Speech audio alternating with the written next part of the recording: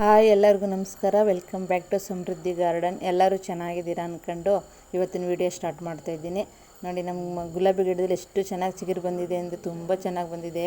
Last time ನಾನು pruning ಮಾಡಿ ಒಂದು ಲಿಕ್ವಿಡ್ ಕೊಟ್ಟಿದ್ದೆ. ಆ ಲಿಕ್ವಿಡ್ ಕೊಟ್ಟ ಮೇಲೆ ಗಿಡ ತುಂಬ ಚಿಗುರು ಬಂದೈತೆ, ತುಂಬ ಚೆನ್ನಾಗಿ ಚಿಗುರು ಬಂದೈತೆ. ಈ ಸಲ ಅಂತೂ ಎಲ್ಲ ಗಿಡಗಳಲ್ಲೂ ತುಂಬ ಚೆನ್ನಾಗಿ ಚಿಗುರು ಬಂದೈತೆ. ನನ್ನ ತೋಟದಲ್ಲಿ 3 ರೋಸ್ ಗಿಡ ಇದೆ. 3 ರೋಸ್ ಗಿಡದಲ್ಲೂ ತುಂಬ ಚೆನ್ನಾಗಿ ಚಿಗುರು ಬಂದಿದೆ.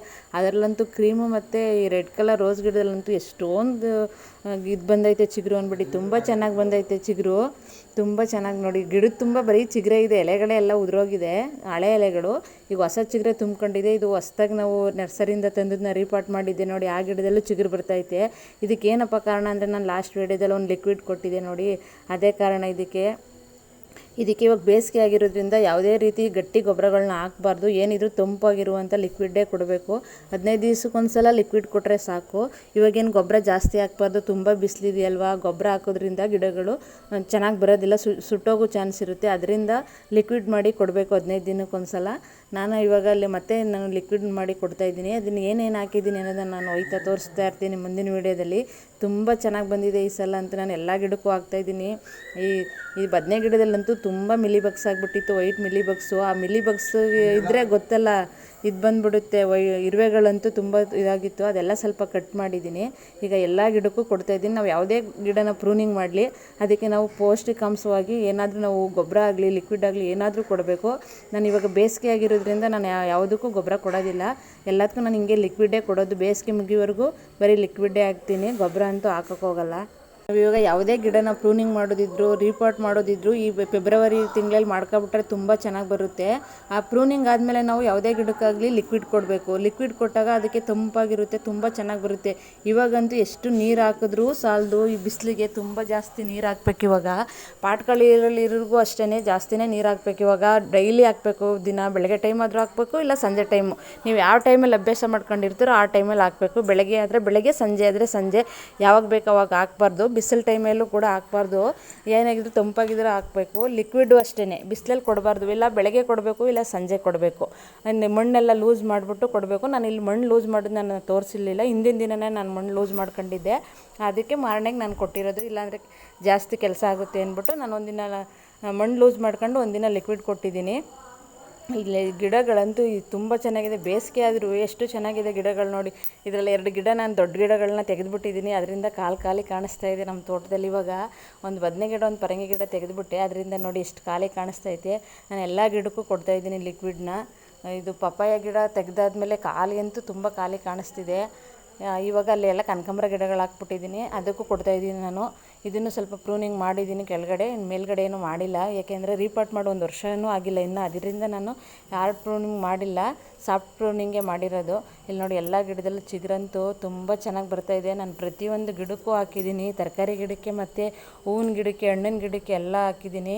ಗಿಡಗಳಂತೂ ತುಂಬ ಚೆನ್ನಾಗಿ ಬಂದಿದೆ. ಇದರಲ್ಲಿ ಇನ್ನೂ ಒಂದು ಹೂವನ್ನು ಬಿಟ್ಟಿಲ್ಲ. ದಾಸವಾಳ ಗಿಡ ಇದು ಒಂಥರ ಕಲರ್ ಗಿಡ, ಇದು ಇನ್ನೂ ಒಂದು ಹೂವನ್ನು ಬಿಟ್ಟಿಲ್ಲ. ಇದೂ ತುಂಬ ಚೆನ್ನಾಗಿ ಬಂದಿದೆ ನೋಡಿ. ಇದು ಪನ್ನೀರ್ ಪತ್ರೆ ಅಂತೂ ಎಷ್ಟು ಬೆಳೀತಿದೆ ಅಂದರೆ ತುಂಬ ಚೆನ್ನಾಗಿ ಪಕ್ಕ ಬ್ರ್ಯಾಂಚಸ್ಸು ಚಿಕ್ಕ ಗಿಡಗಳೆಲ್ಲ ಉಟ್ಕೊಂಡು ತುಂಬ ಚೆನ್ನಾಗಿ ಬರ್ತಿದೆ. ಇದು ಸೆಂಗಲ್ಪಟ್ಟಲ್ ಗಣಂಗ್ಲೆ ಗಿಡ. ಅದರಲ್ಲಿ ಇದು ಮರಳೆ ಗಿಡ ನೋಡಿ, 2 ಇದೆ, 2 ಥರ ಇದೆ. ಒಂದು ಬಳ್ಳಿ ಇದೆ, ಒಂದು ಗಿಡ ಆಗೋದಿದೆ. 2 ತುಂಬ ಚೆನ್ನಾಗಿ ಬರ್ತದೆ. ನಾನು ಪಕ್ಕನೇ ನೆಟ್ಟಿದ್ದೀನಿ, ಅದರಲ್ಲೂ ಚಿಗುರು ಬಂದೈತೆ ನೋಡಿ. ಇದಕ್ಕೇನಪ್ಪ ಕಾರಣ, ಲಾಸ್ಟ್ ಟೈಮು ಲಿಕ್ವಿಡ್ ಕೊಟ್ಟಿದ್ನಲ್ಲ ಅದರಿಂದ. ಇವಾಗ ಹೇಗೆ ಲಿಕ್ವಿಡ್ ಮಾಡೋದಕ್ಕೆ ಏನೇನು ಹಾಕಿದ್ದೀನಿ, ನಾನು ಯಾವ ರೀತಿ ಲಿಕ್ವಿಡ್ನ ತಯಾರು ಮಾಡಿದ್ದೀನಿ ಅನ್ನೋದನ್ನ ತೋರಿಸ್ತೀನಿ ಬನ್ನಿ. ನಾನು ಅಲೋವೆರಾ ತಗೊಂಡಿದ್ದೀನಿ. ಅಲೋವೆರಾ ಅಂತೂ ಗಿಡಗಳಿಗೆ ತುಂಬ ಮಾಡಿಸಿದಂಥ ಒಂದು ಲಿಕ್ವಿಡು. ಯಾಕೆಂದರೆ ಈ ಬಿಸಿಲುಗಾಲದಲ್ಲಿ ಅಲೋವೆರಾ ಹಾಕೋದ್ರಿಂದ ಗಿಡಗಳು ತುಂಬ ಚೆನ್ನಾಗಿ ಬರುತ್ತೆ ಮತ್ತು ತಂಪಾಗಿರುತ್ತೆ. ನಾನು ಅದಕ್ಕೆ ನಮ್ಮ ತೋಟದಲ್ಲೇ ಇದೆ ಅಲೋವೆರಾ, ಅದನ್ನು ನಾನು ಕಟ್ ಮಾಡ್ಕೊತಾ ಇದ್ದೀನಿ ಅಲೋವೆರಾನ. ಏನೋ ಒಂದು ಗಿಡಗಳು ಜಾಸ್ತಿ ಇದೆ 2 ಪೀಸ್ ತೊಗೋಬೇಕು, ಗಿಡಗಳು ಕಡಿಮೆ ಇದ್ದರೆ 1 ಪೀಸ್ ಆದರೆ ಸಾಕು, ದೊಡ್ಡದು. ನೋಡಿ, ನಾನು ಒಂದು ದೊಡ್ಡ ಪೀಸ್ ಕಟ್ ಮಾಡ್ಕೊಂಡಿದ್ದೀನಿ, ಮತ್ತು ಒಂದು ಚಿಕ್ಕ ಪೀಸ್ ಇತ್ತು ಅದನ್ನು ಕಟ್ ಮಾಡ್ಕೊಂಡಿದ್ದೀನಿ.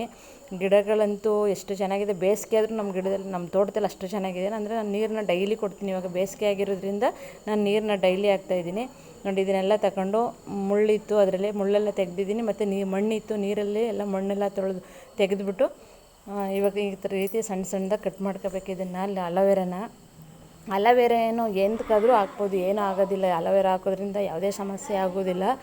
ಇದು ಅಲೋವೆರಾ ಮಣ್ಣಿನ ಫಲವತ್ತತೆಯನ್ನು ಜಾಸ್ತಿ ಮಾಡುತ್ತೆ. ಅದಕ್ಕೆ ನಾನು ಅಲೋವೆರಾನ ಬಳಸ್ತಾ ಇದ್ದೀನಿ ಈ ಸಲ. ಲಾಸ್ಟ್ ಟೈಮ್ ಬೇರೆ ಲಿಕ್ವಿಡ್ ಕೊಟ್ಟಿದ್ದೆ, ಇವಾಗ ಬೇರೆ ಲಿಕ್ವಿಡ್ ಕೊಡ್ತೀನಿ. ಇವಾಗ ಸುಮಾರು ಥರ ಲಿಕ್ವಿಡ್ಗಳಿವೆ ಬೇಸಿಗೆಯಲ್ಲಿ, ಎಷ್ಟು ಥರ ಇದೆ ಅಂದರೆ ಎಷ್ಟು ಹಾಕಿದ್ರೂ ಕಡಿಮೆನೇ. ಇವಾಗ ಬೇಸಿಗೆ ಲಿಕ್ವಿಡ್ಗಳನ್ನ ಗೊಬ್ಬರ ಮಾತ್ರ ಯೂಸ್ ಮಾಡೋದಿಲ್ಲ ನಾನು, ಬರೀ ಲಿಕ್ವಿಡ್ಗಳೇ ಕೊಡೋದು. ಬೇಸಿಗೆ ಮುಗಿಯೋವರೆಗೂ ಬರೀ ಲಿಕ್ವಿಡೇ ಕೊಡ್ತೀನಿ. ಎಲ್ಲ ಈ ರೀತಿ ಚಿಕ್ಕ ಚಿಕ್ಕದಾಗಿ ಕಟ್ ಮಾಡ್ಕೋಬೇಕು. ಇದ್ರ ಜೊತೆಗೆ ನಾನು ಒಂದು ಆಲೂಗಡ್ಡೆ ಹಾಕ್ತಾಯಿದ್ದೀನಿ, ಮತ್ತು ಬಾಳೆಹಣ್ಣು ಸಿಪ್ಪೆಲ್ಲ ಕಲೆಕ್ಟ್ ಮಾಡಿ ಇಟ್ಟಿದ್ದೆ ನಾನು ಫ್ರಿಜ್ನಲ್ಲಿ, ಅದನ್ನು ತೊಗೊಂಡಿದ್ದೀನಿ. ಅದರಲ್ಲಿ ವೇಸ್ಟೇಜ್ ಹೋಗಿರೋ ಬಾಳೆಹಣ್ಣು ಕೂಡ ಇತ್ತು, ಅದನ್ನು ನಾನು ಯಾಕೆ ಬೀಸಾಕೋದು ಅಂತ ಅದನ್ನು ತಗೊಂಡಿದ್ದೀನಿ.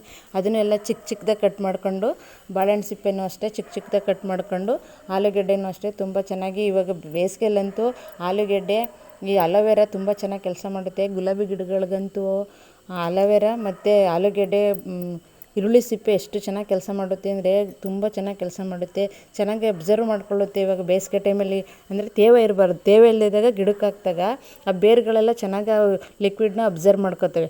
ಅದರಿಂದ ಅದು ಡ್ರೈ ಆಗಿದ್ದಾಗ ಹಾಕ್ಬೇಕು ಇವಾಗ ಲಿಕ್ವಿಡ್ನ. ನೀರು ಹಾಕಿದ್ಮೇಲೆ ಹಾಕ್ಬಾರ್ದು, ನೀರು ಹಾಕೋಕ್ಕೆ ಮುಂಚೆ ಇದನ್ನು ಹಾಕಿ ಆಮೇಲೆ ಒಂದು 2 ದಿನ ಆದಮೇಲೆ ಮಾಮೂಲಿ ನೀರು ಹಾಕೋಬೋದು. ನೋಡಿ ನಾನು ಈ ರೀತಿ ಎಲ್ಲನೂ ಸಣ್ಣ ಸಣ್ಣದಾಗಿ ಕಟ್ ಮಾಡ್ಕೊಂಡಿದ್ದೀನಿ. ಎಲ್ಲರೂ ಪೂರ್ತಿ ವಿಡಿಯೋ ನೋಡಿ, ನೀವು ಅರ್ಧಂಬರ್ಧ ವಿಡಿಯೋ ನೋಡಿದ್ರೆ ನಿಮ್ಗೆ ಏನೂ ಗೊತ್ತಾಗಲ್ಲ ಮಾಹಿತಿ. ಅದು ನಾನೇನು ಜಾಸ್ತಿ ಟೈಮ್ ವಿಡಿಯೋನು ಲಾಂಗ್ ವಿಡಿಯೋನೂ ಹಾಕಲ್ಲ. ಏನಿದ್ರೆ ಅಂದರೆ 7ರಿಂದ 8 ನಿಮಿಷ ಇರುತ್ತೆ ವಿಡಿಯೋ ಅಷ್ಟೇ. ಒಂದು 8 ನಿಮಿಷ ನಮಗೋಸ್ಕರ ಟೈಮ್ ಕೊಟ್ಟು ಪೂರ್ತಿ ವಿಡಿಯೋ ನೋಡಿ. ನಾನು ರಿಕ್ವೆಸ್ಟ್ ಮಾಡ್ಕೊತಾ ಇದ್ದೀನಿ ನಿಮ್ಮನ್ನು ಮತ್ತೆ ದಯವಿಟ್ಟು ಎಲ್ಲರೂ ಪೂರ್ತಿ ವಿಡಿಯೋ ನೋಡಿ, ನಿಮಗೂ ಮಾಹಿತಿ ಗೊತ್ತಾಗುತ್ತೆ. ನೋಡಿ ಈ ರೀತಿ ಚಿಕ್ಕ ಚಿಕ್ಕದಾಗಿ ಎಲ್ಲನೂ ಕಟ್ ಮಾಡ್ಕೊಂಡಿದ್ದೀನಿ. ಈ ಆಲೂಗಡ್ಡೆ ಬೇಕಂದರೆ ತುರಿದಾದರೂ ಹಾಕೋಬೋದು, ನಾನು ಸಣ್ಣ ಸಣ್ಣದಾಗೆ ಕಟ್ ಮಾಡ್ಕೊಂಡಿದ್ದೀನಿ. ನಾನು ಈರುಳ್ಳಿ ಸಿಪ್ಪೆಲ್ಲ ಕಲೆಕ್ಟ್ ಮಾಡಿಟ್ಟೆ, ಅದನ್ನು ಬಿಸಿಲಲ್ಲಿ ಒಣಗಿಸ್ಬಿಟ್ಟು ಇದನ್ನು ಎತ್ತಿಟ್ಟಿದ್ದೀನಿ. ಇವಾಗ ಇದನ್ನು ಹಾಕಿ ರುಬ್ಕೋತಾ ಇದ್ದೀನಿ. 4 ಐಟಮ್ ಹಾಕಿ ಮಿಕ್ಸ್ ಮಾಡಿ ಎಲ್ಲ ಚೆನ್ನಾಗಿ ನೈಸಿಗೆ ರುಬ್ಕೋಬೇಕು ಇದನ್ನು. ಇಷ್ಟು ಐಟಮಲ್ಲಿ ಪೊಟ್ಯಾಷಿಯಮ್ಮು, ಮೆಗ್ನೀಷಿಯಮ್ಮು, ಫಾಸ್ಫರಸ್ಸು ಎಲ್ಲ ತುಂಬ ಯಥೇಚ್ಛವಾಗಿರೋದ್ರಿಂದ ಗಿಡಗಳು ಚೆನ್ನಾಗಿ ಗ್ರೋತ್ ಆಗುತ್ತೆ ಮತ್ತು ಚಿಗುರುಗಳು ಚೆನ್ನಾಗಿ ಬರುತ್ತೆ. ಇವಾಗ ಮರಗಳೆಲ್ಲ ಚಿಗುರು ಕಾಲ ಅಲ್ವಾ, ತುಂಬ ಚೆನ್ನಾಗಿ ಚಿಗುರು ಬರುತ್ತೆ. ಇದು ಎಲ್ಲ ಗಿಡಗಳಲ್ಲೂ ಅಷ್ಟೇ, ನಾವು ಹಾರ್ಡ್ ಪ್ರೂನಿಂಗ್ ಆಗಲಿ ಸಾಫ್ಟ್ ಪ್ರೂನಿಂಗ್ ಆಗಲಿ ಯಾವುದೇ ಮಾಡಲಿ ತುಂಬ ಚೆನ್ನಾಗಿ ಗಿಡಗಳಂತೂ ತುಂಬ ಚೆನ್ನಾಗಿ ಬರುತ್ತೆ. ಆ ಗಿಡಗಳು ಹೆಲ್ದಿಯಾಗಿ ಬರಲಿ ಅಂತ ನಾವು ಈ ಲಿಕ್ವಿಡ್ನ ಕೊಡಬೇಕು. ನೋಡಿ ಈ ರೀತಿ ನೈಸಿಗೆ ರುಬ್ಕೋಬೇಕೆಲ್ಲನೇ, ಅದು ತರಿ ಇರಬಾರ್ದು. ಆದಷ್ಟು ನಾವು ಅಕ್ಕಿ ಹಿಟ್ಟು ದೋಸೆಗೆ ಹೆಂಗೆ ರುಬ್ತೀವೋ ಆ ರೀತಿ ಎಲ್ಲ ರುಬ್ಕೋಬೇಕು, ನೈಸಿಗೆ ರುಬ್ಕೊಂಡು ಹಾಕಬೇಕು. ನಾನು ಈ ರೀತಿ ಎಲ್ಲ ನೈಸ್ಗೆ ರುಬ್ಬಿದ್ದೀನಿ. ಇದಕ್ಕೆ ಇನ್ನೂ 2 ಐಟಮ್ನ ಸೇರಿಸ್ತಾ ಇದ್ದೀನಿ. ಏನಪ್ಪ ಅಂದರೆ, ಒಂದು ಅರಿಶಿನ ಪುಡಿ, ಇನ್ನೊಂದು ಕಾಫಿ ಪುಡಿ. ಕಾಫಿ ಪುಡಿ ಹಾಕೋದ್ರಿಂದ ಗುಲಾಬಿ ಗಿಡಗಳಿಗೆ ತುಂಬ ಚೆನ್ನಾಗಿ ವರ್ಕ್ ಆಗುತ್ತೆ. ಗಿಡಗಳ ಹೂವು ಅಂತೂ ತುಂಬ ಚೆನ್ನಾಗಿ ಬರುತ್ತೆ, ಗೊಂಚಲಾಗಿ ಹೂವು ಬರುತ್ತೆ. ಇದು ಅರಿಶಿನ ಪುಡಿ ಮತ್ತು ಈರುಳ್ಳಿ ಸಿಪ್ಪೆ ನಾನು ಏನಕ್ಕಪ್ಪ ಹಾಕಿದ್ದೀನಿ ಅಂದರೆ, ಅದರಲ್ಲಿ ಕೆಮಿಕಲ್ಗಳು, ಹುಳಗಳು, ಮಿಲಿ ಬಗ್ಸು ಏನೇ ಬರಬಾರ್ದು, ಇರುವೆಗಳು ಏನೂ ಬರಬಾರ್ದು ಅಂತ ನಾನು ಅರಿಶಿನ ಪುಡಿನ ಬಳಸ್ತಾ ಇದ್ದೀನಿ.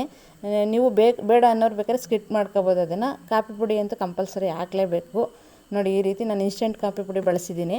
ಈ ರೀತಿ ಹಾಕ್ಕೊಂಡು ಎಲ್ಲ ಒಂದು ಸಲ ಮಿಕ್ಸ್ ಮಾಡಿಬಿಟ್ಟು ಚೆನ್ನಾಗಿ ಇದನ್ನು ಬೇಕಾದ್ರೆ 1 ದಿನ ಅಥವಾ 2 ದಿನ ನೆನೆಸಿ ಹಾಗೆ ಇಟ್ಟಿದ್ದು ಮಾರನೇ ದಿನಕ್ಕೆ 2 ದಿನ ಆದಮೇಲೆ ಬೇಕಾದ್ರೆ ಕೊಡ್ಬೋದು.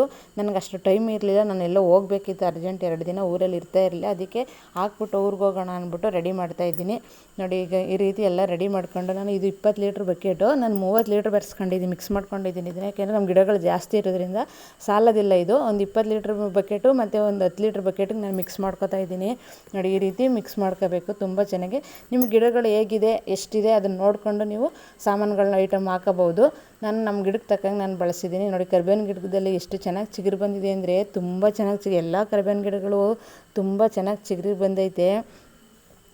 ತೋಟದಲ್ಲಿರೋ ಎಲ್ಲ ಗಿಡಗಳಲ್ಲೂ ಅಷ್ಟೇ, ಅದು ಬರಲ್ಲ ಗಿಡಗಳು ಅಂದ್ಕೊಂಡು ತುಂಬ ಚೆನ್ನಾಗಿ ಗಿಡಗಳು ಬಂದೈತೆ. ಇದು ಗಿಡ ಬರಲ್ಲ ಹಾಳಾಗುತ್ತೆ ಅಂದ್ಕೊಂಡು ಗಿಡದೆಲ್ಲ ಚಿಗುರು ಬಂದೈತೆ.